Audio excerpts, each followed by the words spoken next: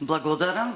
Аерозагадувањето ја крена на нозе научната фела. Експертите анализирале кои се најголеми загадувачи на воздухот, но ги игнорирале повиците на невладините, најголем фокус да се стави на фабриките кои најмногу загадуваат. Според студиите на Академијата на науките и уметностите, најмногу PM10 честички се создаваат со чадот од печките во домовите. Помалу дел имаат возилата на улиците. За влијанието на отровните гасови од фабричките оджаци допрва ќе направат студија. 90% PM емисии доаѓаат од домакинствата, а само 10% доаѓаат од транспортниот сектор. Најбрзо мерка која што може да се реализира, тоа е мерката за приклучување кон топлификацијскиот систем за грејење. Тоа е најбрзо мерка која што може да даде ефект. Понатаму субвенции за промена на начинот на грејење, односно замена на биомасата со огревното дрво, замена со печки на пелети. Мерните станици кои не се меѓу расипаните и кои го мерат нивото на PM10 честички во воздухот, деновиве регистрирале нешто пониско ниво на загадување. На тоа влијаат временските прилики и дождот. Според студиите на научниците и експертската јавност, потребни се најмалку 7 години за мерките во борбата против аерозагадувањето да дадат некаков резултат.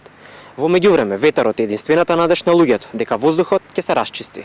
Лекарите предупредуваат дека луѓето се помасовно се жалат на надразнетост на грлото и очите, како и болка во градите.